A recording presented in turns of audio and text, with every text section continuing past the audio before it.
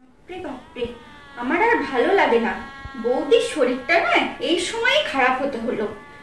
ভোর থেকে উঠে থেকে খেটে মরে গেলাম।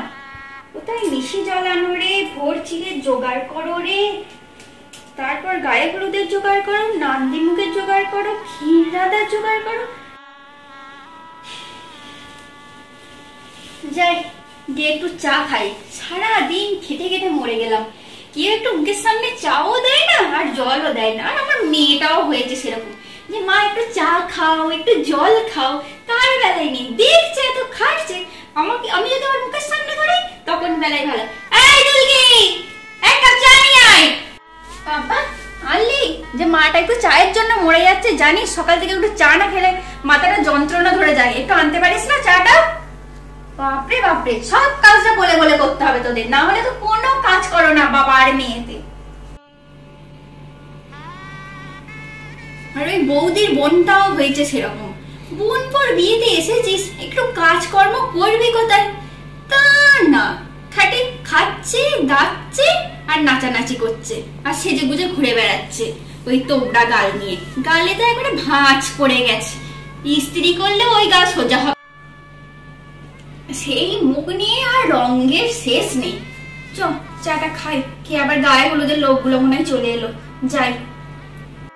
একটু না, গায়ে হলুদ নিয়ে তো তুই যাচ্ছিস, এই হলুদের বাটিটা যেন আমাদের পাত্রীর মায়ের হাতে গিয়েই দিবি।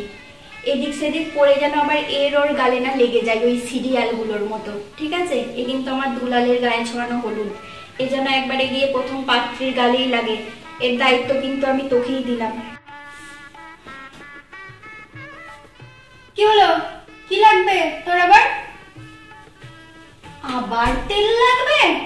হ্যাঁ রে, সকালেই তো আমি 3 লিটার তেল দিলাম। রাঁধুনিগুলো তেলগুলো নিয়ে কি করছে রে? ওদের কি জলের অভাব পড়েছে নাকি সব কিছুতে তেল ঢেলে দিচ্ছে?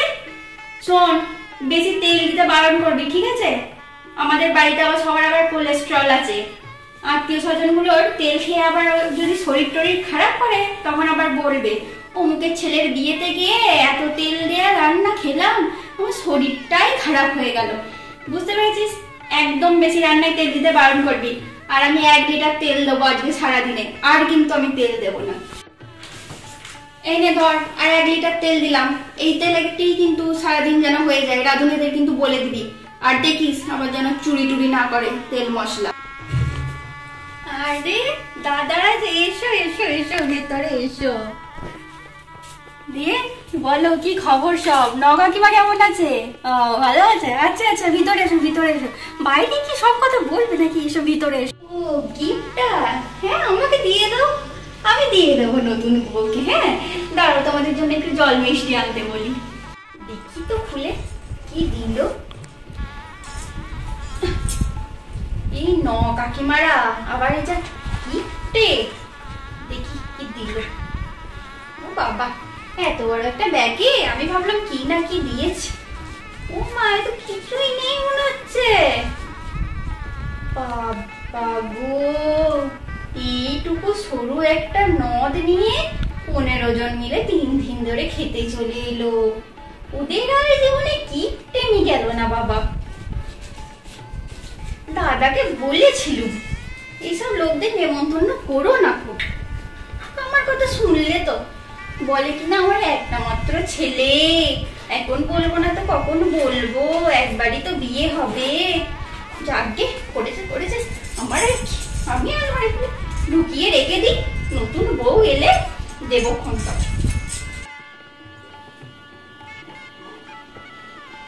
আবার কি হলো? ক্ষীর রাঁধুনির শাড়ি, ক্ষীর রাঁধুনির শাড়িটা আমি আলমারিতে রেখেছি, দাও দিচ্ছি।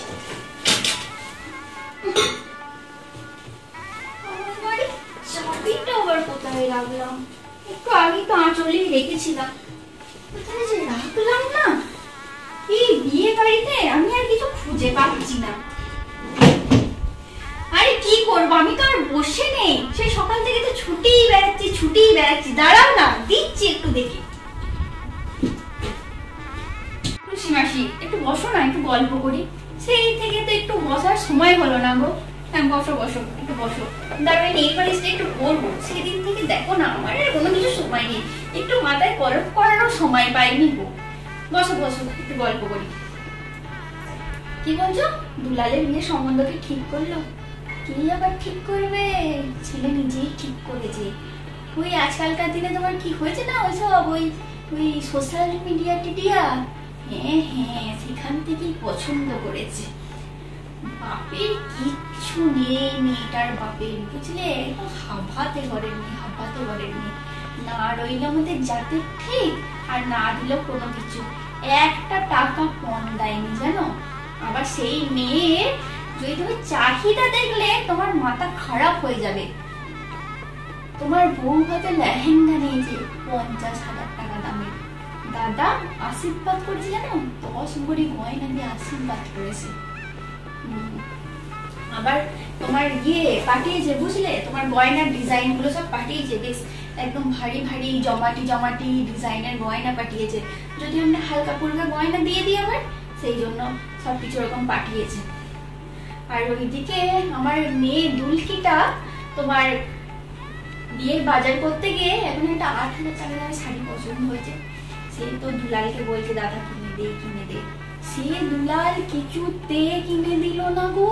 বললো তুই তো বিয়ের আগে বললি যে তোর 5,000 টাকা দামের শাড়ি লাগবে, তাহলে এখন আবার কেন 8,000 টাকা দামের শাড়ি চাইছিস? সে কিছুতেই দিল না। আর ওদিকে মাসির ছেলের বেলায় তোমার 10,000 টাকা দিয়ে ওই সব কি বলে না, ওই ব্লেজার প্যান্ট, হ্যাঁ ওইসব কিনে দিল। আর বউকে তো তোমার বললাম 50,000 টাকা দিয়ে লেহেঙ্গা কিনে দিল। আমরা তো প্রথমে বলছিলাম যে বেনারসি পরো, বাঙালি বউ একটু বেনারসি পরলে ভালো লাগে, তাই নাকি? না, তিনি এখন সেই নন বেঙ্গলিদের মতো লেহেঙ্গা পরবেন।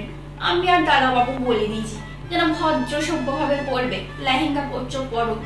আর দুলালটা তো একবারে বইয়ের ভেড়া হয়ে গেছে, ভেড়া। এখন থেকে বইয়ের কাছে উঠছে বসছে। দেখেছে বেশ বড় লোকের ছেলে, একবারে গুনতুক করে নিয়েছে। আমি আর কি বলবো, আমার তো আবার খুব ইচ্ছা ছিল জানো তো, আমার ওই ননদের মেয়েটা আছে না, ওর সাথে দুলালের বিয়ে দেবো।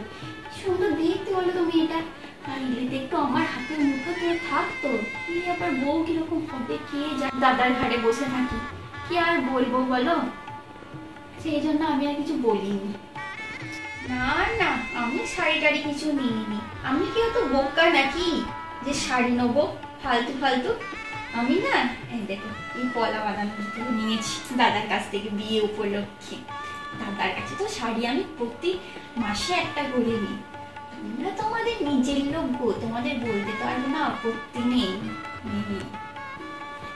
আর আমি ওই দুলকে বিয়ের জন্য না দাদার কাছ থেকে ভালো রকম গয়না গাটি গড়িয়ে রেখে দিয়েছি দাদার কাছ থেকে নিয়ে। আর জমি জায়গা সম্পত্তি সবকিছুর ভাগে একবারে নিয়ে নিয়েছি পড়াই ঘন্টায়। হ্যাঁ লোকজন, হ্যাঁ লোকজন ভালোই আছে। তা ধরো ওই 100 জন মতো বরযাত্রী বলেছে। হ্যাঁ আসলে আমাদের তো অনেক বড় গোষ্ঠী, আমি দাদাকে বলেছিলাম এত লোকজন বলো না। সে কি বলবো, দাদা বললো না বলবো, তো বললো সব লোকজনকে। লোকজনগুলো সব খেতে এসেছে এরকম ফিরে সন্ধ্যা নিয়ে জানো। আমি তো ঠিক করেই নিয়েছি এই দুলালের বিয়েতে দেখে নেবো কে কিরকম জিনিসপত্র দেয়, সেই অনুযায়ী আমি দুলকে বিয়েতে নেমন্তন্ন করব। আমার বাবা দরকার নেই ওই এক গাদার লোককে 5 টাকা করে প্লেট খাওয়ানোর। হ্যাঁ আর দুলকির বিয়ে, হ্যাঁ দুলকির বিয়ে আমি তাড়াতাড়ি দিয়ে দেবো। দাদাকে বলেছি আমি ভালো ছেলে দেখতে, তোমাদের যদি সেরকম চেনা জানার মধ্যে একটু ভালো ছেলে থাকে তাহলে বলবে। রাজ্য সরকারের চাকরি টাকরি করা ছেলে কিন্তু আমি নেবো না। আমার নয় ভালো ব্যবসা করা ছেলে চাই, নয়তো একবার তোমার কেন্দ্র সরকারের চাকরির ছেলে চাই। রাজ্য সরকারের চাকরি তো দেখছি আজ আছে তো কাল নেই, আমি আমার কেন্দ্র সরকারের চাকরি না হলে ব্যবসা করা ছেলের সাথেই বিয়ে দেবো। তোমাদের চেনা জানার মধ্যে থাকলে একটু দেখো না হয়। আমার জীবনটা তো দেখলে একবারে যা তা হয়ে গেল। মেয়েটা যদি একটু ভালো হয়, আমার মেয়েটা দেখতে শুনতে বেশ ভালো, কিন্তু একটু বোকার বুদ্ধিটা কম, বুঝলে তো না, আমাদের সব থেকে ভালোই যাচ্ছে। হ্যাঁ চলো, নেল পালিশ নিয়ে বসলো, তোমার সাথে গল্প করতে করতে আমার পড়ার হলো না। চলো 2টা বেজে গেল, গিয়ে খেয়ে নি, বুঝলে তো। তোমরা তো আবার সব বরযাত্রী যাবে, আমি যাবো না। বাবা কে যাবে ওই ওদের বাড়িতে মুরগির ঝোল আর ভাত খেতে। ওই গিয়েছিলাম আশীর্বাদের সময়, আমি আর যাবো না। তারপর বৌদিটা আছে, বৌদিটাকেও তো দেখতে শুনতে হবে বলো, অসুস্থ মানুষ। তোমরা যাও। কিরে দুলাল, তৈরি হয়েছিস? হয়ে গেছিস? বলছি চ তোকে বরফটা করে দিয়ে এবার মায়ের কাছে যাবি, গিয়ে দেখা করে আসবি, দিয়ে মাকে বলবি গিয়ে মা আমি তোমার জন্য দাসী আনতে যাচ্ছি। কি দাসী বলবি না, বলবি মা আমি তোমার জন্য লক্ষ্মী আনতে যাচ্ছি। বাবা তোদের আজকালকার দিনের ছেলেদের যে আবার কি হয়েছে, আমাদের দিনে আবার সব রকমই বলতো মা আমি তোমার জন্য দাসী আনতে যাচ্ছি। ঠিক আছে তাই বলিস।